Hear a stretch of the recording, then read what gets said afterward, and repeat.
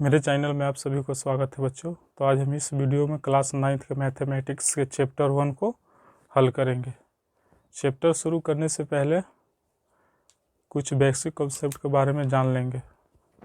देखिए, first chapter को जो नाम है संख्या पद्धति का नाम है संख्या पद्धति।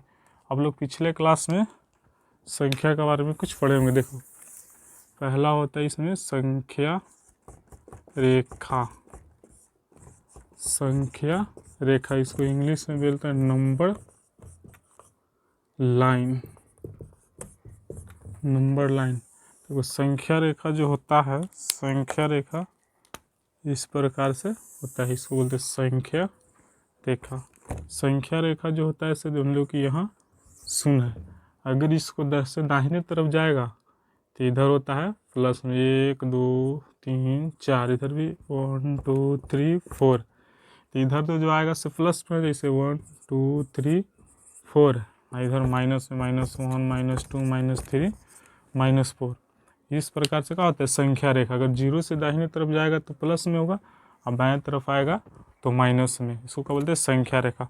अगर संख्या रेखा पर बोल रहे हैं कि 2/3 को अगर संख्या रेखा पर दिखाना है तो इसको कैसे दिखाएंगे। सबसे पहले एक संख्या रेखा ले लेंगे। एक क्या हो गया संख्या रेखा, यहाँ शून्य हो जाएगा 0 संख्या रेखा पर, हाँ मान लीजिए शून्य है। अब इधर से बोले 2/3 को दिखाना है, मान लीजिए 1 आई हो जाएगा से 2, इधर भी ले लेते हैं 1 2, इधर होगा 1 2, इधर ले लेते हैं 3, इधर भी ले लेंगे -3 तक, -1 -2 और -3, यहाँ होगा से शून्य होगा। अब देखो इसको दिखाना है कहाँ 2/3 यानी दूसरा 2 के तीसरा भाग। तो यहाँ से देखो 2 कहाँ है, यहाँ। आप लोग देखे होंगे स्केल इस तरह से जो होता है लिखल 1 2 3 4 5 ऐसे 15 सेंटीमीटर। तो देखो ये तो होता है 1 सेंटीमीटर 2 सेंटीमीटर 3 4, इससे बीच में देखो कि छोटा छोटा 1 2 3 4 5 6 7 8 9 10 इस तरह से रहता है। तो ये बोल रहा है 2/3, तो ये तो 2 भाग हो गया, तो 2 यहाँ और 2 के तीसरा, तो इसमें छोटका ले लेंगे 3 को, 1 2 3 4 5 6 7 8 9 10 यहाँ हो जाएगा। तो ये 2 तो यहाँ तक हो गया। अब 2 से 3 भगाव कर रहा है तो इसमें छोटा लाइन ले लेंगे 1 2 3, तो यहाँ दिखा देंगे 2/3। इस तरह से कुछ संख्या रेखा पर कोई नंबर या पूर्णांक को दिखाया जाता है। संख्या रेखा तो आप लोगों को समझ में आ गया होगा। अब आगे बढ़ते हैं, इसको हम मिटा देते हैं। अब आगे बढ़ते हैं। देखो संख्या रेखा के बारे में तो जान गए। अब जानेंगे कि संख्या होता क्या है। सबसे पहले देखेंगे संख्या इसको इंग्लिश में नंबर बोला जाता है। संख्या जो होता है से संख्या 2 प्रकार का होता है। संख्या 2 प्रकार के। पहला होता है वास्तविक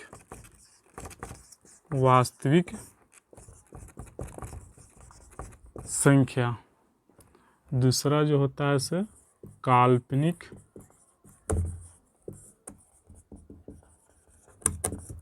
संख्या। देखो हमको 9th क्लास के सिलेबस में पढ़ना है कौन वास्तविक संख्या। काल्पनिक संख्या आपको क्लास 11th में मिलेगा पढ़ने के लिए। इसमें केवल हमको पढ़ना है वास्तविक संख्या। वास्तविक संख्या के अंदर आता है कौन कौन संख्या। देखो वास्तविक संख्या में पहला जो होता है प्राकृत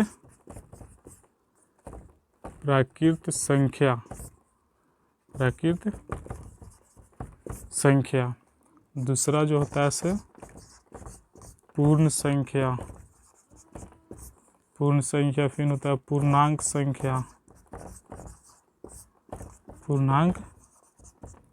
संख्या। उसके बाद होता है भिन्न संख्या। फिर होता है परिमेय संख्या। उसके बाद अपरिमेय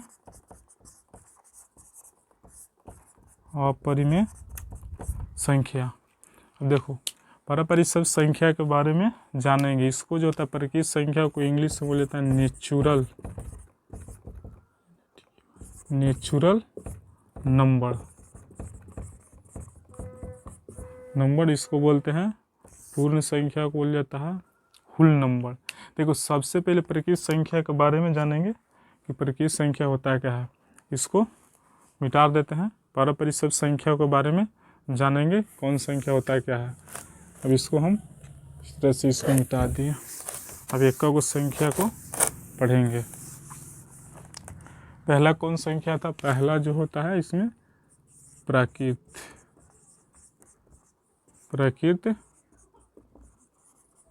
संख्या, इसको इंग्लिश में बोलता है नेचुरल नंबर, इसको n से डिनोट करते हैं। अब प्रकृत संख्या कहते हैं किसको है? प्रकृत संख्या कहते हैं हम यहाँ से लिखेंगे गिनती की संख्या को प्रकृत संख्या कहते हैं। गिनती की संख्या को प्रकृत संख्या कहते हैं। जैसे मैं ले सकता हूँ 1 2 3 4 5 6, ये डॉट कहाँ तक चल जाएगा? अनंत तक। कहाँ तक जाएगा? अनंत तक। तो इसको बोलते हैं प्रकृत संख्या, या इसको बोल सकते हैं कि 1 से लेकर अनंत तक की संख्या को प्रकृत संख्या बोलते हैं। जैसे 1 2 3 4 5 6 7 8 9 10 अनंत तक जाएगा, इसका कोई अंत नहीं है। तो इसको बोल सकते हैं गिनती की संख्या को प्रकृत संख्या कहते हैं। दूसरा जो होता है पूर्ण संख्या, इसको बोलते हैं इंग्लिश में होल नंबर। अब देखो पूर्ण संख्या किसको बोलेंगे? पूर्ण संख्या जो होता है, यहाँ क्या करेंगे? गिनती की संख्या में अगर शून्य लगा देंगे तब क्या बन जाएगा? पूर्ण संख्या। तो इसलिए गिनती की संख्या में शून्य मिलाने पर वह पूर्ण संख्या बन जाता है। पूर्ण संख्या बन जाता है। और गिनती की संख्या में शून्य मिला देंगे तो जैसे 0 1 2 3 4 5 6 डॉट ये भी कहाँ तक जाएगा? अनंत तक। कहाँ तक? अनंत तक। इसका भी कोई अंत न होता है। तो गिनती की संख्या में अगर शून्य मिला देंगे तो पूर्ण संख्या होता है। अब अगला जो होता है तीसरा होता है पूर्ण संख्या प्रकृत संख्या। उसके बाद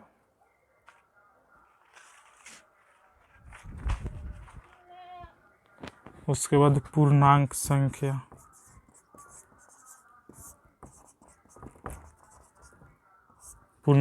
देखो पूर्णांक संख्या किससे बोलेंगे?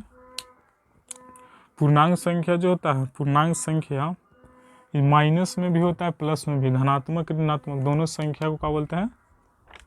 पूर्णांक संख्या बोल जाता है। इसमें देखो धनात्मक भी रहता है, धनात्मक और ऋणात्मक दोनों संख्या होता है। इसमें धनात्मक और ऋणात्मक दोनों संख्या होता है। इसे बोलते हैं पूर्णांक संख्या बोलते हैं। जैसे मान लीजिए यहाँ 0 है, अगर 0 से दाहिने तरफ जाएगा तो प्लस में बाएं तरफ आएगा तो माइनस। जैसे 0 1 2 3 4 5 डॉट कहाँ तक? अनंत तक। कहाँ तक जाएगा? अनंत तक। इधर भी आएगा -1 -2 -3 -4 -5 -6 कहाँ तक? ये फिर डॉट अनंत तक जाएगा। तो इसको बोलते हैं पूर्णांक संख्या। प्लस में भी होता है, माइनस में भी होता है, धनात्मक और ऋणात्मक दोनों होता है। इसको बोलते हैं पूर्णांक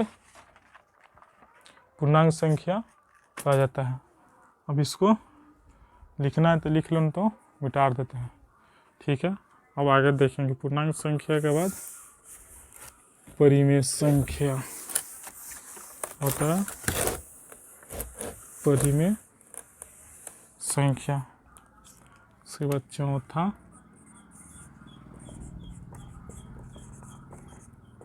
परिमेय संख्या।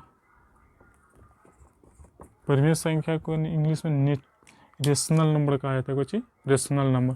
और परिमेय संख्या किसको कहते हैं, देखो, जिसे P बटा Q के रूप में लिखा जाता है, P बटा Q के रूप में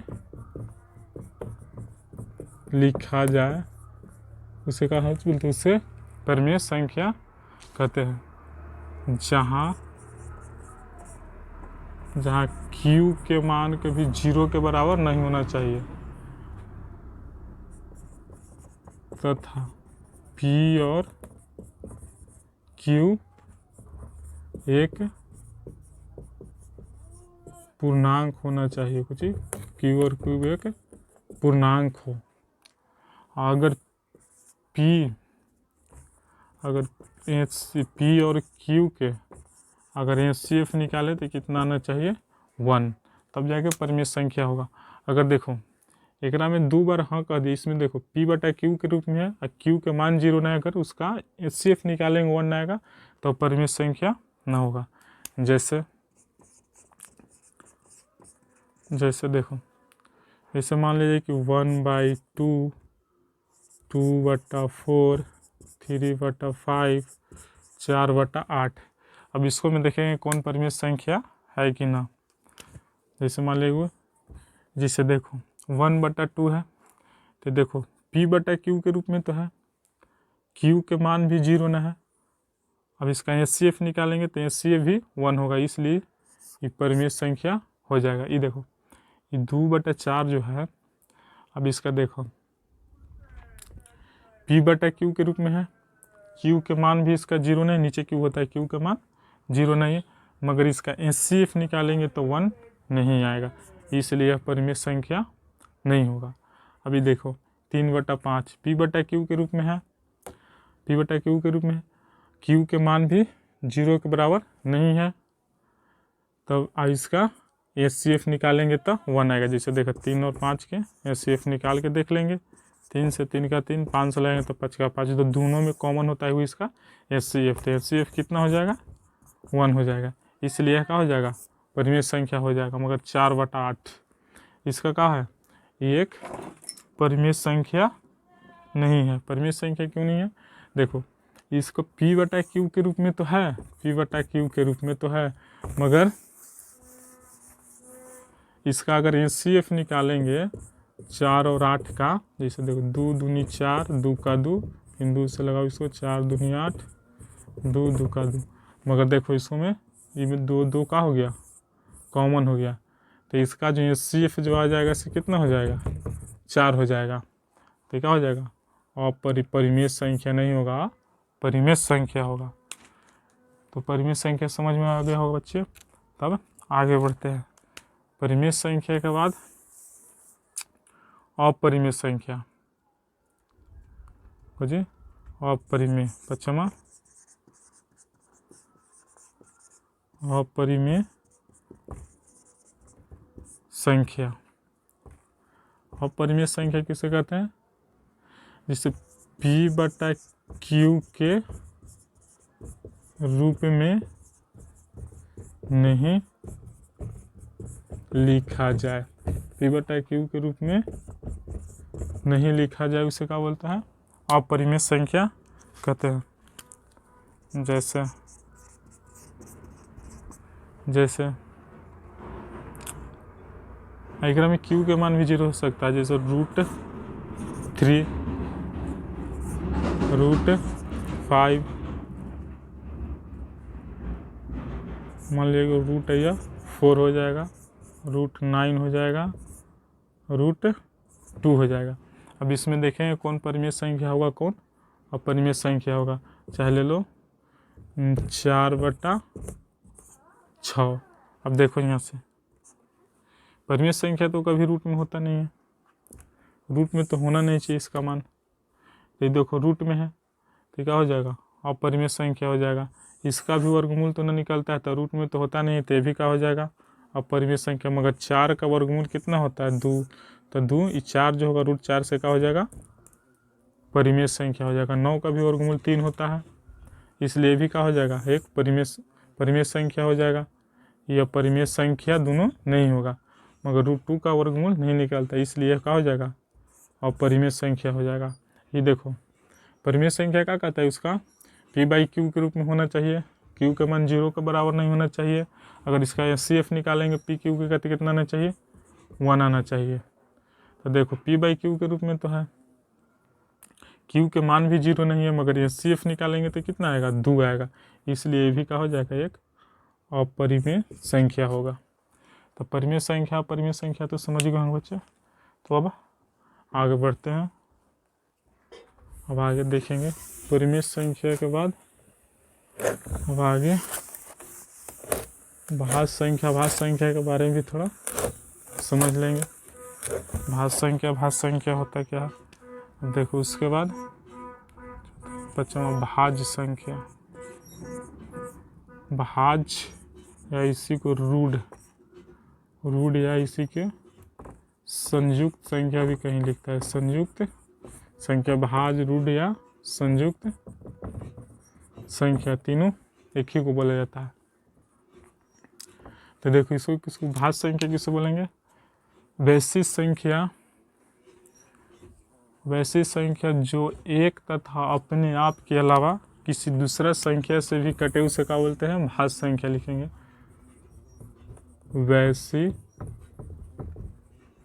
वैसी संख्या जो एक तथा अपने आप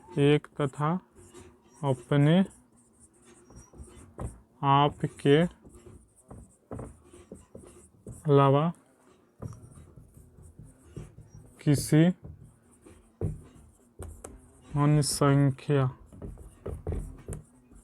अन्य संख्या से भी कटे, उसे क्या बोलते हैं, उसे भाज्य संख्या कहते हैं। जैसे देखो एग्जाम्पल में कह बोल रहा है कि एक और अपने आप के अलावा किसी दूसरा संख्या से भी कटेगा, उसे क्या बोलेंगे, भाज्य संख्या बोलेंगे। जैसे एक तो होगा नहीं, 2 भी नहीं होगा, 3 भी नहीं होगा, 4, 6, 8, 9, 10, 12 ... ऐसे कहाँ तक चल जाएगा, अनंत तक जाएगा। अब एक में देखेंगे, ये जो है 4 जो है से कौन कौन से कटेगा, 1 से कटेगा, 2 से कटेगा, 4 से कटेगा। तो देखो एक और अपने आप के अलावा किसी दूसरा संख्या से भी कट गया तो इसको क्या बोलेंगे, भाज्य संख्या बोलेंगे। जैसे देखो इसको एक तरह से आप बोल सकते हैं, वैसी संख्या जिसका गुणनखंड करने पर गुणनखंड 2 से अधिक आएगा, उसे क्या बोलेंगे, भाज्य संख्या बोलेंगे। देखो इसको अगर गुणनखंड भी करेंगे तो 2 से अधिक आएगा, तो ये कौन कौन संख्या से कटेगा, 1 से कटेगा, 2 से कटेगा, 4 से कटेगा, इसलिए इसको भाज्य संख्या का 9 के ले लो, 9 के लेंगे। जैसे देखो 1 से कटेगा, 3 से कटेगा, 9 से कटेंगे, इसका भी गुणनखंड 2 से अधिक हो गया, इसलिए क्या हो जाएगा, भाज्य संख्या हो जाएगा। अब आगे अभाज्य संख्या, छठा अभाज्य संख्या। अभाज्य संख्या किसे बोलेंगे, अभाज्य संख्या वैसी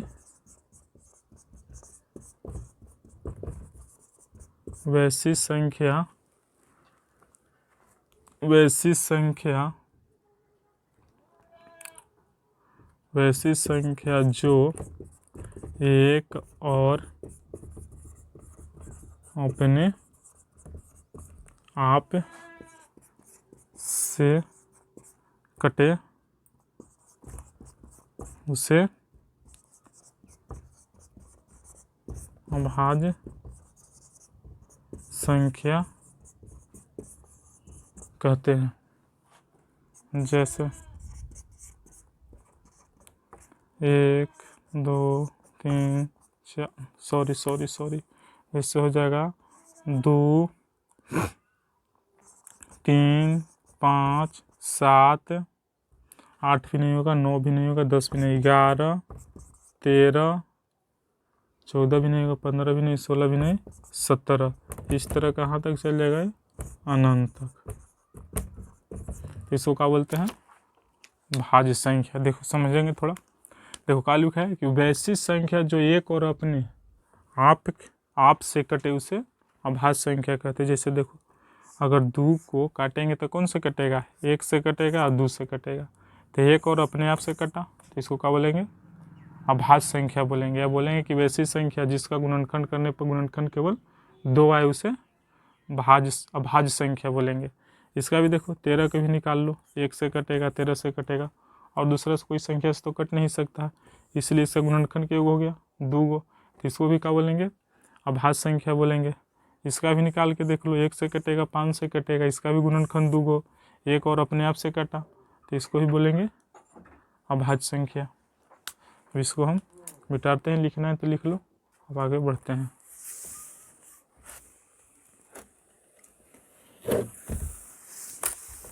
अब ये हो गया भिन्न संख्या, बच गया भिन्न संख्या के बारे में भी जान लेंगे।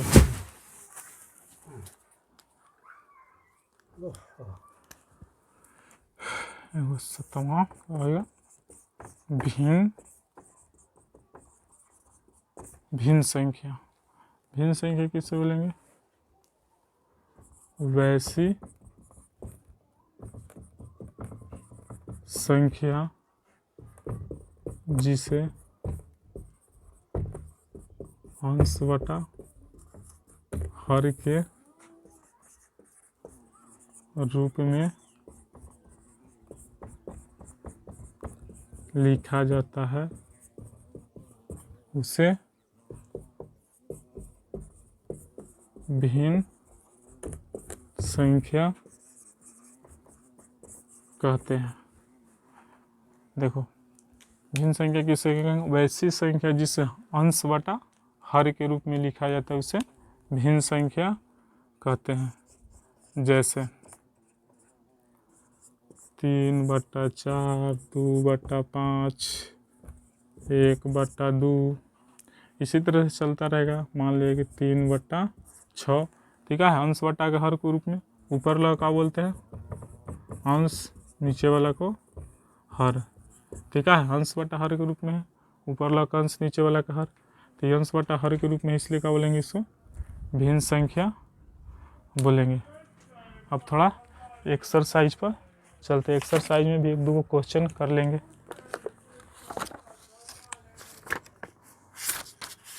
प्रश्न वाली 1.1 क्लास 9th के। देखो पहला जो क्वेश्चन बोला है, प्रश्न वाली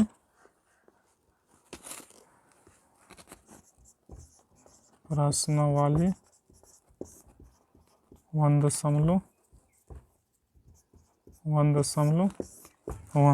पहला क्वेश्चन बोला है, क्या शून्य एक परिमेय संख्या है, क्या इसे आप P/Q के रूप में लिख सकते हैं। P और Q पूर्णांक है और Q के मान 0 के बराबर नहीं होगा। अब बोल रहा है कि क्या शून्य एक परिमेय संख्या है, उसे P/Q के रूप में लिखा जा सकता है, Q के मान 0 नहीं हो सकता है। तो देखो बोलेंगे कि हाँ, शून्य, देखो शून्य के देखो नीचे 1 लिख सकते हैं। क्यों लिख सकते हैं कि बोला है कि Q के मान, देखो परिमेय संख्या में Q के मान 0 नहीं होना चाहिए, P के मान 0 हो सकता है। तो देखो एक में Q के मान 0 के बराबर नहीं है, इसलिए यहाँ से लिखेंगे, इसलिए लिखेंगे हाँ, यहाँ से लिखेंगे शून्य एक परिमेय संख्या है, क्योंकि